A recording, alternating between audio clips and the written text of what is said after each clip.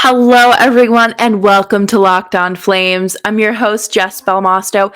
It has been quite a while since we've done any sort of news and notes episode, so let's talk about Nate McKinnon, Jake Muzzin's unfortunate injury, and some top storylines to keep watching as we roll on into the trade deadline.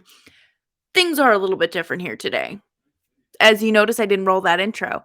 That's because I accidentally deleted the file and I can't get it back. And I'm waiting for our wonderful producer, Doug, to email me back. But I wanted to get this podcast out to you. So if you do a little car dance, I hope you can just car dance to my voice today. Again, I'm your host, Jess Belmosto of your Metropolitan Riveters public relations team. How are you today? I'm having a much better day than me.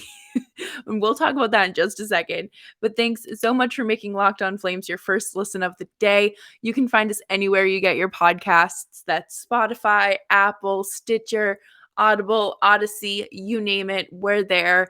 And of course, we're free 99 on YouTube and every other platform as well. So make sure you're tuning in, you're subscribed, and of course, leaving little reviews and ratings along the way because that means so much to me.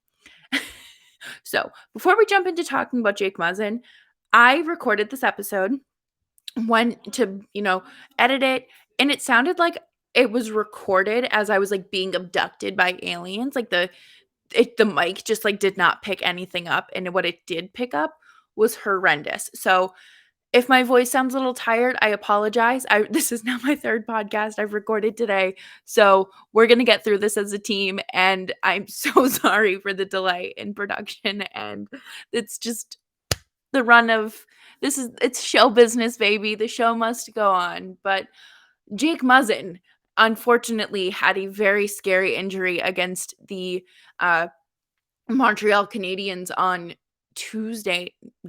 Monday night.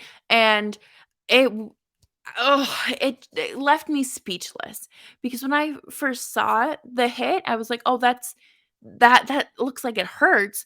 But then I watched it a second time, and the way that his head bounced off the ice as if it was like a bouncy ball was terrifying, and it made me nauseous because he has a history of concussions, number 1, and number 2, he's just coming back from one. And you hate to see any player go down like that. You hate to see any sort of head injury in general. And knowing that Jake Muzzin is like a taller and like older guy in terms of hockey, you hope that it's never the last time, and that's how they leave the game. Really at any age, because you truly never know.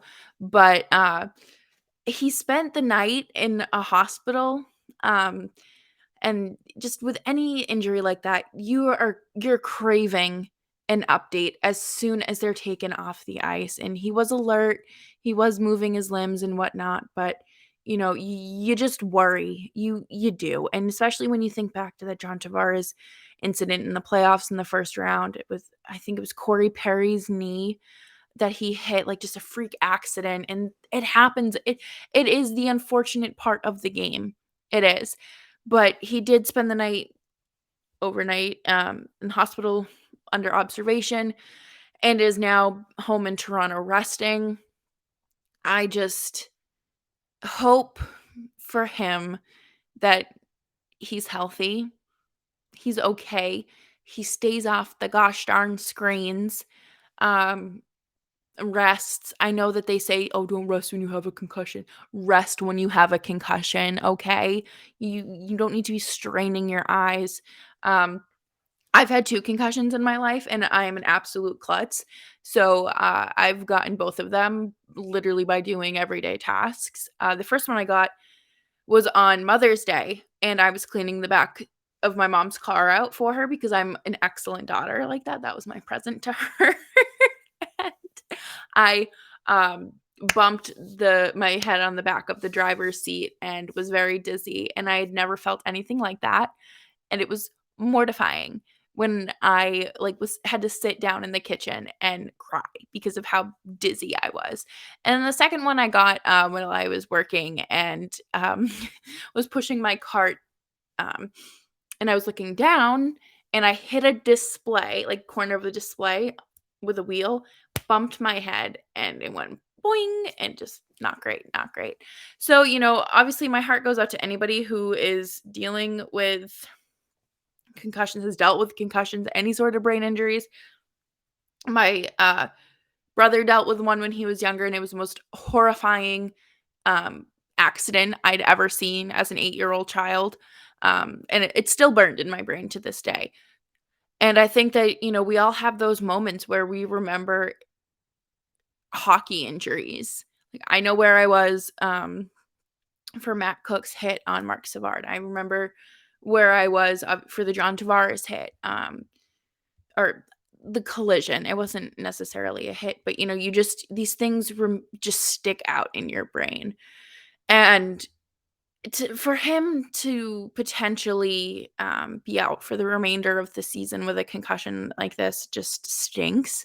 Um, just from, like, a humanity aspect, like, take hockey out of the equation. For someone to have their brain rattled and bruised that many times, like, that's horrible. And to have to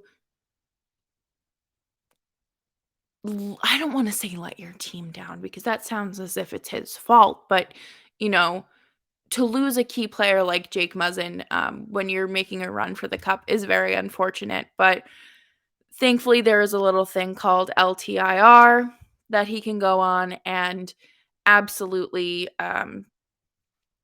rest up and take as much time as he needs. And, if he's ready for the playoffs when the time comes, he's ready. And if not, just because you go on LTIR doesn't mean you're magic and ready to go on day one of playoffs. But, obviously, much love to him, much love to his family, and really anyone that was there. I know that can be like traumatizing, of course. So, hugs all around.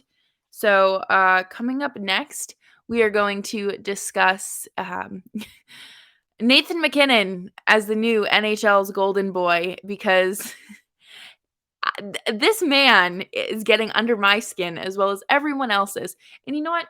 Maybe it's the hanger. And you know what fixes hanger? Built bars. Built bars are a delicious tasting protein bar that don't taste like protein bars and are covered in 100% chocolate that are delicious and everyone is a fan of. I have gotten them delivered to my house and my boyfriend loves them. I've given some to my mom. I've given some to my brother. I almost said I gave one to my dog. I would never give chocolate to a dog. Oh my God.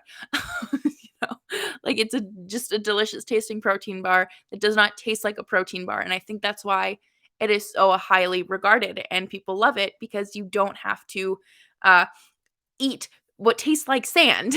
It's not grainy like a typical protein bar. They have delicious puff bars now as well that are just marshmallowy goodness that you just feel like you're eating something that's so bad for you, but really it's good for you with that high in fiber, high in protein, low in carbs, low in sugar. It's delicious. And you can get yours today at built.com with promo code LOCKED15. Thank you all so much for tuning into Locked On Flames. As always, you can follow me on Twitter at Jess Belmosto. It's right on the screen if you're watching on YouTube. So come on over and come to the dark side. Nathan McKinnon is back in hot water with everyone except player safety or the league in general. He made contact with an official after a face-off against Boston on Monday. And his reasoning for this was, oh, I was trying to slash the other player. That's still a penalty. That is still very much a penalty, Nathan. Like, are you listening? You don't get to just like get away with these things. And the public relations department ended up releasing a statement saying we have a zero tolerance policy for on ice officials being in the line of fire or tolerating abuse and whatnot. And then in the same breath, they said Nathan McKinnon did nothing wrong. he slashed an official, my guy. So, you know, it's very frustrating. And then for people to say things like, "Well, they're just mad because it's Nathan McKinnon and he's such a good player. Players they don't want their team to play against them." No, I literally don't care. I just want people to be held accountable for their actions. It's not that deep, I promise. Especially like when you look at baseball. And I know they're in a lockout right now, but MLB has a very clear and distinct rule that if you argue with an umpire and you put your hands on them in any way, shape, or form, even if it's just flicking the brim of their hat, you're tossed from the game. Now, I'm not calling for Nathan McKinnon to be tossed from the game or to serve a suspension or anything like that, but I'm asking for him to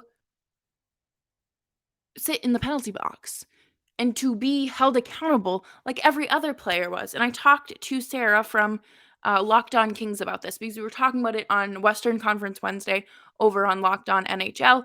Yes, we pre-record those shows.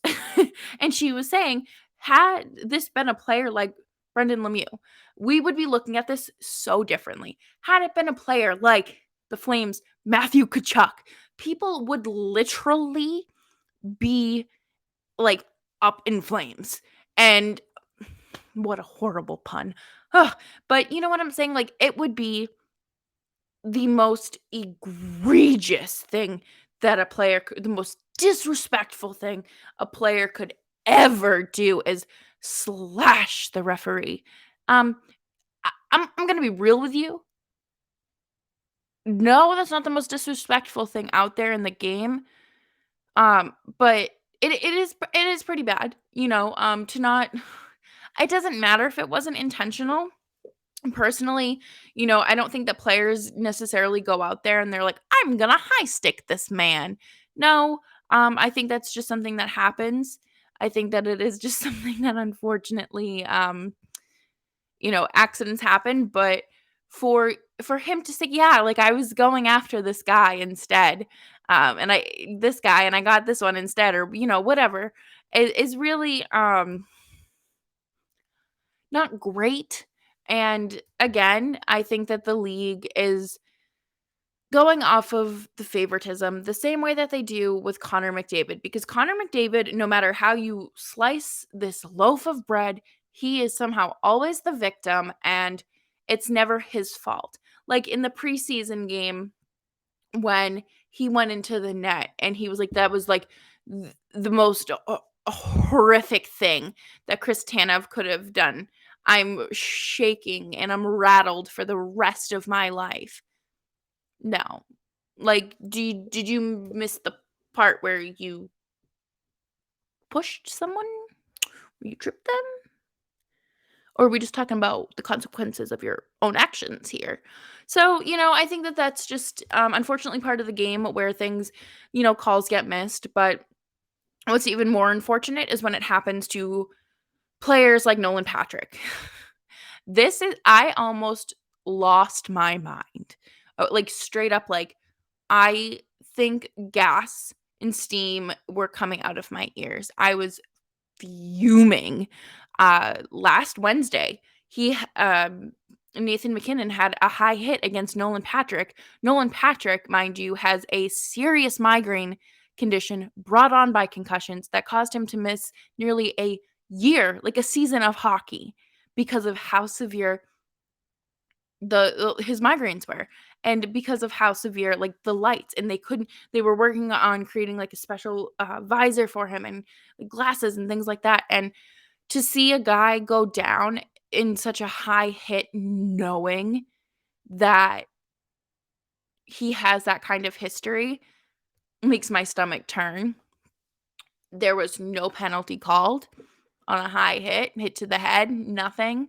No supplemental discipline at all. I'm sure Nolan Patrick is out of protocol at this point. I looked it up. I didn't see anything about it. So, we'll have to it's just another thing you have to keep an eye out for. And there's just never any repercussions in terms of that. And you're just avoiding punishment. And I understand that the league wants to obviously market their top players and whatnot, but you also don't, number one, you don't market your top players correctly. They suck at that. But number two, there are consequences for your own actions. Like when Nathan McKinnon high sticked himself in a collision battle. It wasn't really a battle, but while tangoing with Taylor Hall gets in trouble, and then McKinnon's out with a concussion, which is very unfortunate. It doesn't make it any less valid or anything like that, because he, it was an accidental injury, but it's like there's no connection here with the league. And the Avalanche went after Taylor Hall. They were all over him. You would have thought that he was Tom freaking Wilson out there, the way that the Avs were eating him up, the way that Twitter was eating him up. You would have thought that Taylor Hall was a gosh darn goon, a headhunter, and just everything wrong with the league, with the way that people were reacting there. And then they come to Boston on Monday to play this matinee game, and it's just Nathan McKinnon being an absolute clown. They lose 5-1. So it is what it is there. I won't harp on it too much, but it's definitely something to keep an eye on. And I just really have nothing left to add to the conversation other than if you play stupid games, you will win stupid prizes. But coming up next, we are going to talk about some prizes, and that is the trade deadline. And just like Taylor Swift said, rumors fly in new skies, but I'm right where you left me. And we'll talk about that coming up next. Thank you all so much for tuning into today's episode of Locked On Flames. Make sure you are subscribed wherever you get your podcasts. Marc-Andre Fleury and his cloudy future. He could be going to the Capitals because they're interested. No, I that just doesn't sit right with me. Personally, I think that would look so weird seeing him in a Capitals jersey. Lifelong, I shouldn't say lifelong Penguin, but he was with the Penguins for 14 years. And he's just not a Washington Capital. They don't believe that Samsonov or Vanacek can carry them through a long playoff run. But apparently the Oilers are in the mix, as well as Minnesota.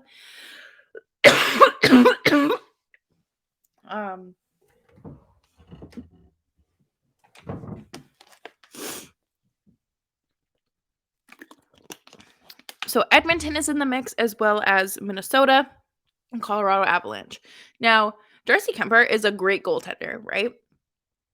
The only upgrade that is truly out on the market over him is someone like Marc-Andre Fleury. And the Oilers are currently in third place in the Pacific, which of course means they're going to do what they do every year and just kind of have fun with things. But by have fun, I mean just like the Pacific Division sucks so much that they're not going anywhere. they're just sitting there because they stink. But Minnesota has Cam Talbot. And I think that's their only goaltender. I truly don't know who their backup is. And Fleury has a 16-18-4 record with a 2.80 goals against average, with a .912 save percentage and 4 shutouts in 38 games. So, it's going to be interesting seeing where he moves, if he moves at all, I don't know. These things are always so hard to predict and to read because we don't always have the best read on things. We don't have the true inside information that a lot of these, and obviously these insiders have. But I hope Marc-Andre Fleury gets to leave Chicago, but I don't wanna see him go to Washington. Actually, no, if he had to, I would say go to Washington so we don't have to face him. But, speaking of the East Coast, Claude Giroux, oh, that he has been the captain of the Philadelphia Flyers since 2013, and he is in the final year of his 8-year contract for a team that is tied for last place in the Metropolitan Division. He does have a no movement clause, which means he can't be traded unless he waives it and um, hands them a list of teams that are approved. And I would imagine that the Flames would probably be on that list because the Flames are a very competitive team. He probably wants to win a Stanley Cup and or at least make a run for it. And people are going to say, "Well, this is a great chance to send Johnny home. Chance to send Johnny back east." Stop talking. That fantasy is dead. Johnny is not going anywhere. But he has 38 points in 46 games, which is his best season since 2018-2019. So he is still capable.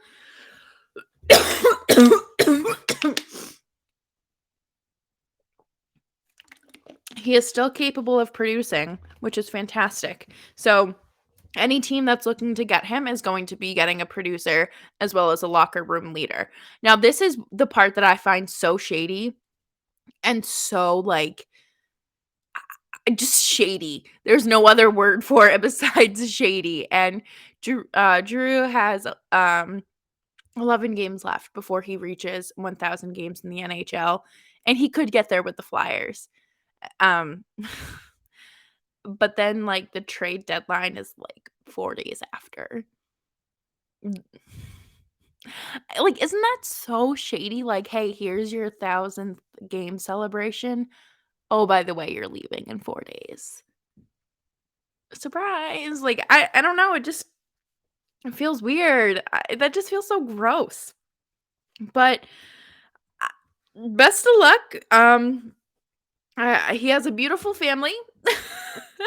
I think that this trade deadline is certainly going to be interesting because I think that, Toronto is just kind of hoarding and buying. They're like me at Bath& and Body Works, just buying everything. Even if there's no room to place it anywhere. There are additional goalies on the market as well, and that would be Braden Holtby, Corpusalo, and Martin Jones. And that's an interesting group. I think that you know, those two of those names would be good additions to any team. I think that it's definitely going to be interesting to see who's out buying a goaltender at the trade deadline. I'm always interested in that. I'm just kind of obsessed with goaltending. So, I think that if a team really does want to make a deep run, they're going to have to they're going to have to trade for a strong goaltender. That's goaltending and defense win you championships. Uh, the Wild are in a weird spot. uh, any of these names would play ahead of Cam Talbot, and it just seems really unlikely that they would make that move. I think that Cam Talbot is is their guy. So, good for him. Always so much love for Cam Talbot, especially with how he played in the bubble and how he just kind of took over for Riddick in that 2020 season. The Golden Knights are also in the mix for goaltending, even though that they've been ruled out for Marc-Andre Fleury. They still have an injured goaltender when it comes to Robin Lehner. He has an upper body injury, and the coach Peter DeBoer says he said last week he thinks the goalie will be back sooner rather than later. Again, not really sure where Vegas would get the money to trade for a goaltender. They would have to trade a human being, which I don't know if they do that. I don't know. Um, uh, the Flames found themselves back in this article. Um, when of course, when we're talking about Giordano, it's so pending free agents aplenty when it comes to defensemen.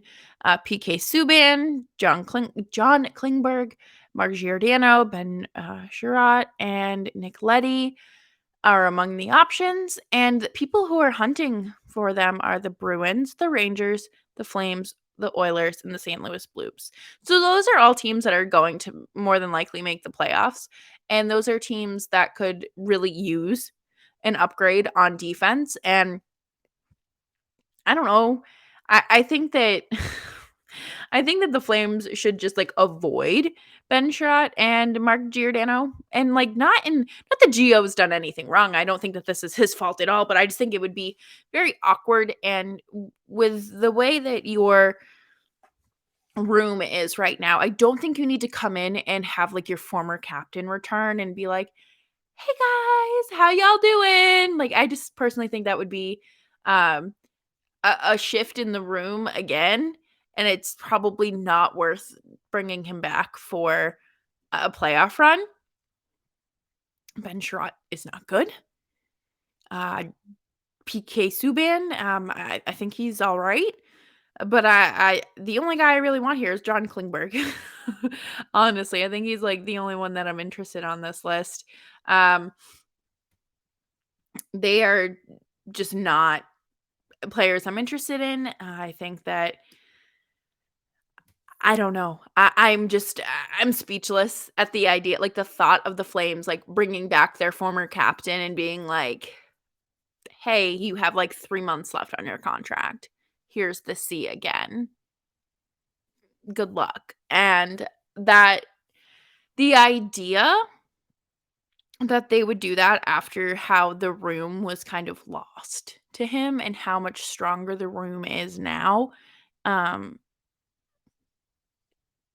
is just something to think about because there's no real, like, there's no way for us to verify if there was, like, a rift in the room, but you you take away the bad apple or the person in question and things start to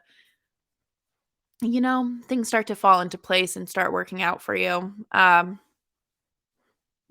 You know, speaks for itself there, I think, but, you know, apparently the Rangers are gonna go crazy at the deadline, which I think will be so interesting to watch, because they're an East Coast team that has been kind of rebuilding,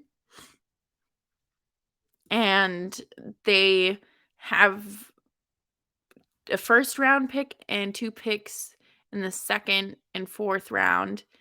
So, and they have a ton of salary cap space. So, that's definitely one to watch if you're interested in things like that. Definitely check out Locked On Rangers. The Oilers to me are eh, because I don't think that they will ever be legitimate, at least for a long time. I just don't see them as a legitimate hockey team. They're in the 3rd place in the Pacific, but that's because the Pacific Division is a joke. Um, they could prepare to make a playoff run. They could just kind of sit back and relax. They have gotten a little bit better. I think that they've won a few games, but at the same time, they fired their coach because of how bad they were doing. And unless this Jay Woodcroft can come in and pull a Daryl Sutter within these next 6 to 8 weeks, I don't know how the Oilers could even think of making like a deep playoff run. They played the Lightning on Wednesday, the Panthers on Saturday, and the Hurricanes on Sunday. And that's 3 of the top 5 teams in the NHL. And that was a questionable road trip for the Flames earlier in January. So you don't want to write it off. You really don't, because anything can happen there, and you can turn it around at any point. And after those 3 losses, I feel like we haven't seen the Flames lose that much since. So that road trip could be a turning point for the Oilers and a real factor in how they're moving forward. But that is all I have for you today, and moving forward, I hope I don't ever have to record the way that I just did again. So sorry for this late episode, and I'm so sorry for, audio issues. So thank you for tuning in to Locked On Flames. I greatly appreciate you, and I will see you all tomorrow for another episode. Bye-bye.